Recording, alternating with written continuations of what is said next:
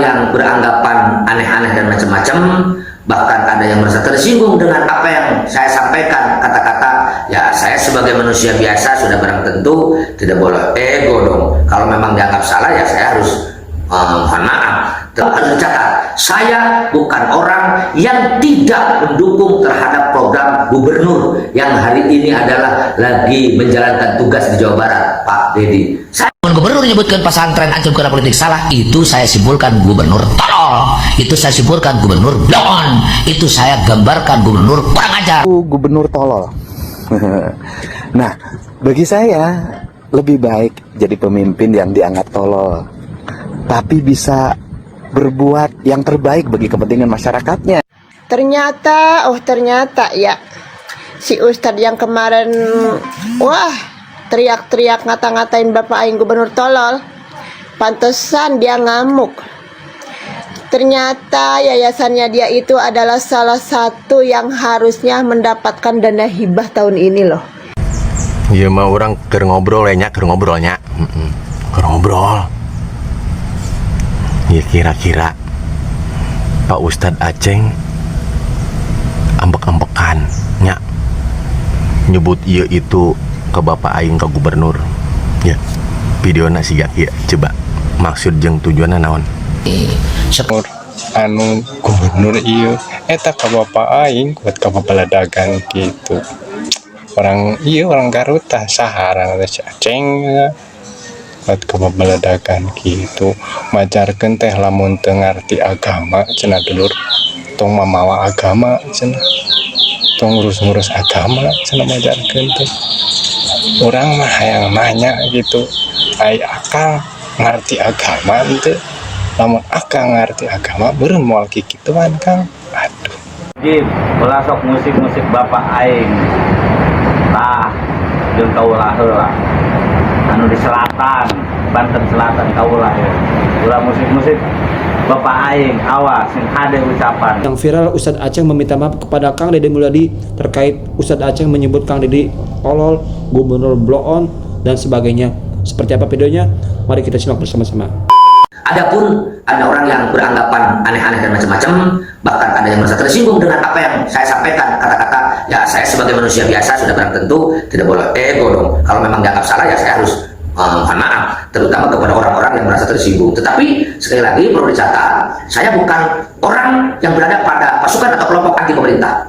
Kita berkali-kali deklarasi mendukung pemerintahan yang sah. Yang kedua harus dicatat, saya bukan orang yang tidak mendukung terhadap program gubernur yang hari ini adalah lagi menjalankan tugas di Jawa Barat, Pak Dedi. Saya sampaikan di video itu, terlepas ada pro kontra terkait Barat TNI, saya setuju, saya mendukung. Masalahnya apa? Saya tahu persis banyak orang tua stres, orang tua yang bingung harus diapakan dengan anak saya. Masa harus dibuang ke laut, dimasukkan pesantren, lari, kabur, diurus di rumah, tak mengancam, mau membunuh kepada orang tua. Ini solutif. Terlepas ya orang ada kekhawatiran dengan adanya Barat TNI nanti malah dibina, dididik dengan kekerasan, malah pulang dari situ maunya dulu dan sebagainya. Nah itu hal biasa. Tetapi menurut saya itu adalah satu terobosan positif dalam konteks penyelesaian permasalahan yang hari ini sudah dianggap kompleks, terutama generasi muda. Saya sepakat, kalau tidak konsentrasi dengan bagaimana nasib generasi muda, saya yakin Pak Deddy, Pak Prabowo, atau Bupati, ini rasanya untuk menembus Indonesia masa adalah susah. Sebab pendapat saya, jika Indonesia ingin bersaing dengan negara yang lain, ya generasi muda harus yang bersaing dengan generasi-generasi muda yang lainnya. Itu barangkali. Satu lagi Pak, apakah ada langkah khusus dari Pangarsa terkait penyebar video sepenggal video potongan tersebut?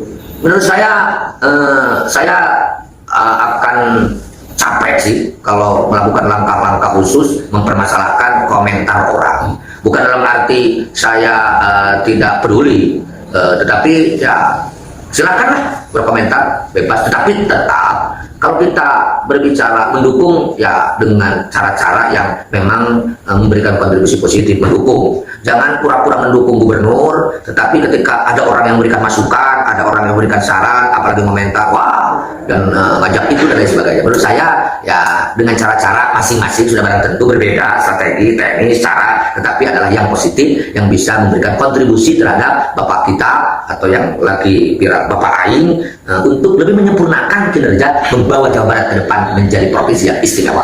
Di Bapak Pangarsa sendiri adalah orang yang pertama kali mendeklarasikan ketika memilih gubernur Jawa Barat. Silakan Reza. Ya, saat itu kan banyak pro kontra. Saya sering mendengar, lalu membaca di media, Pak Dedi itu musuh Islam.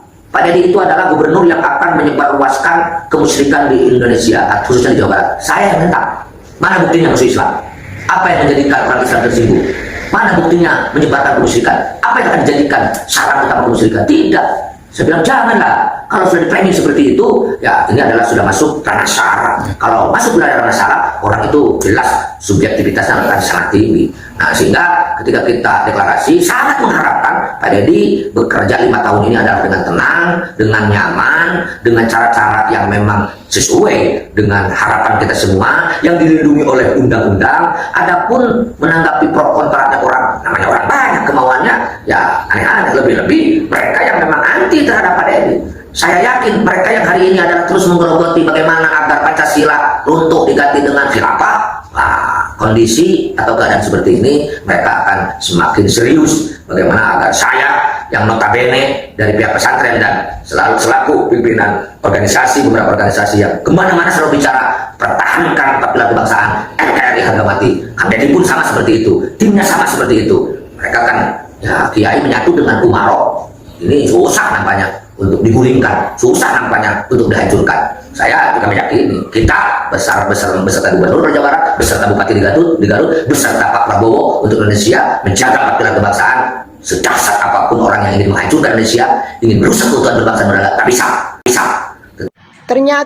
Ternyata ya si Ustadz yang kemarin wah teriak-teriak ngata-ngatain Bapak Aing gubernur tolol, pantesan dia ngamuk. Ternyata yayasannya dia itu adalah salah satu yang harusnya mendapatkan dana hibah tahun ini loh, sebesar 1,3 M. Cuman sayang tertunda, di stop sama Bapak Aing. Pantesan dia murka ya. Nih lihat. Udah tahu kan siapa pemilik Yayasan Salaman Faujan 3 tersebut? Nih.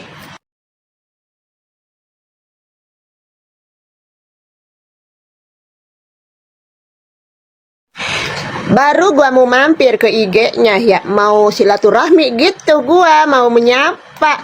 Lah, taunya komentarnya sudah dibatasi. Nih.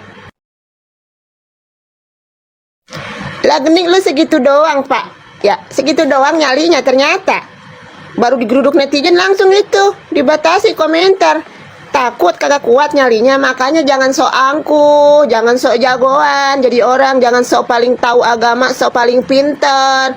Ya, itu gubernur kan dipilih oleh rakyat, berapa juta yang milih Pak Deddy Mulyadi. Wajar mereka murka dengan kata-kata Bapak sebagai seorang ustadz yang ngomongnya, aduh, alah, iya, menikah kasar pisan, kagak pantas banget jadi ustadz, kagak pantas banget jadi ketua yayasan kalau cara ngomongnya kayak begitu. Gimana sama murid-muridnya ya, ilmu yang lu berikan itu ilmu apaan? Jadinya, kalau di depan umum aja lu ngomong kayak begitu. Masih mau nih dikupas tuntas lagi. Bapak juga kan masa pondok pesantren nyampe masuk ke gabungan ormas. Ormas apa itu? Ormas Soski apa gitu ya kan? Pantesan Bapak Aing memang bener ya. Kenapa terkait agama itu kalau bisa agak disisihkan dulu lah dengan politik ya kayak begitu. Takutnya kayak begini nih, jadi melenceng.